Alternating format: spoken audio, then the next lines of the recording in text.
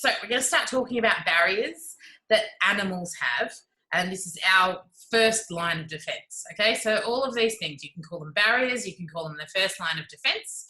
These are non-specific and they are innate. Okay, so all of these words here, and we are on page 5, and we're going to go through the first table. So all of the answers for the table are going to be coming up in the video. So if you need to pause and write them down, you can, but I'm going to highlight to you exactly which words are the most important. So to get into an animal, the very first thing they have to do is they need to penetrate that interface between outside here and inside our body.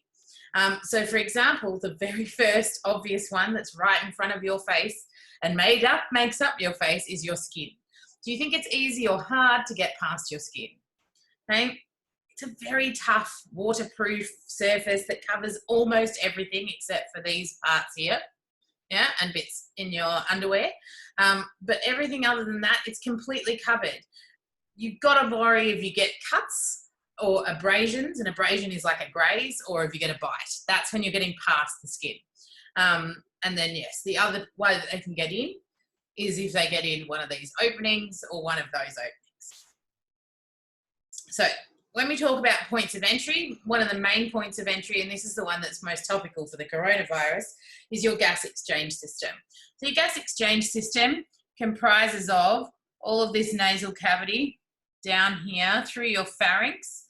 Your pharynx is the back of your throat, down here, and then down your trachea, and then into both bronchi, and I'm doing a bit of year 8 revision here, and into your lungs. Okay, so all of these here, that is one of the points that they can enter your body. Another way that they can get into your body is through your digestive system. So again, there's similar openings. So before with the gas exchange, it was nose and mouth. Now we're just talking about mouth.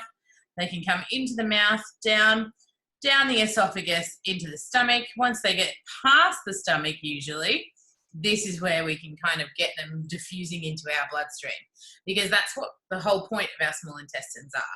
Our small intestines are there to digest food and to bring the food into our bloodstream. So a pathogen can make its way all the way through the system. It's quite hard to get into the blood here. It doesn't really happen in the esophagus. It only takes 20 seconds for food to get down your esophagus, so you're unlikely to get sick from having it in your esophagus. Stomach, we're going to go through why you're unlikely to get sick there, but if it makes it past your stomach into your small intestine, that's where we've got a problem. So what do you need to remember when we talk about this? They can ask you questions about physical barriers in animals. The number one thing is I no longer want you to just say skin. You must use this word, yeah? You must say that it is intact skin, okay? Because skin isn't a barrier if the skin is cut, or if there's a big graze on your skin, or if something is biting through the skin. So the biggest thing, and this is, I've seen people lose marks on exams just for not writing the word intact before it. The other way that we have, some of the other systems we have are these epithelial cells. So these are these things here. They're covered in these projections called cilia.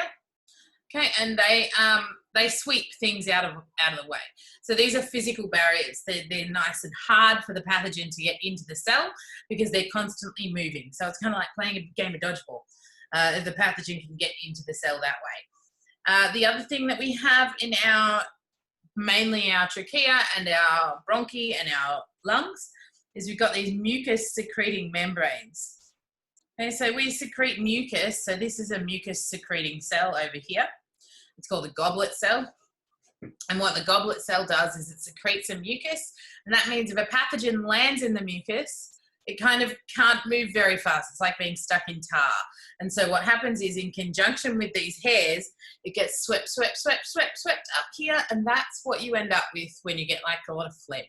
Yeah, it's that kind of leftover dead pathogens or pathogens that we've trapped and we're getting rid of. They bring them up into your throat and you cough them out. Okay, because you don't want them in your body, because if they stay in your body, then there's a chance that they could get into your bloodstream, and we don't want that to happen. The other thing is insects. Insects have an exoskeleton. Now, I've never seen them ask about insects, but sometimes it's nice to think a little bit laterally in these scenarios and go, what's a physical barrier that might be in an animal other than a human?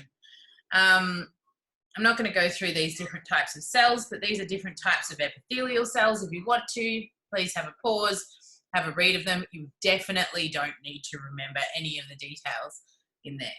So the next column in my table with our barriers in animal, these are our chemical barriers. So our chemical barriers, the number one thing that everyone always remembers is the stomach acid.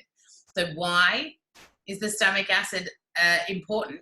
It's because it does two things. It contains these digestive enzymes and they can break down the pathogens or just parts of the pathogens. It also has an ability to just destroy itself.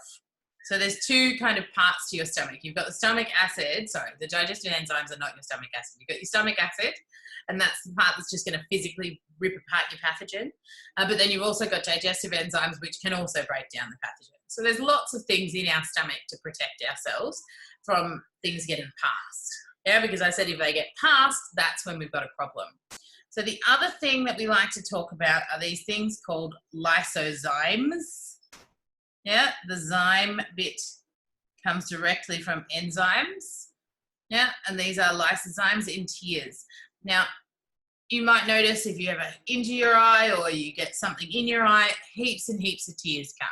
You're not crying because you're sad or even if you're hurt, but that's actually a body defense mechanism to try and do a couple of things. So the first thing that it's going to try and do is we're also going to try and wash away. Yeah, we're going to try and wash away the pathogen. Now, the washing away, do you think that's a chemical barrier or, sorry, a physical barrier? It's not actually any reaction, so therefore I would say washing away pathogens in tears is going to be a physical barrier. If you want to add that to the bottom of your box, there's a little bit of a space there.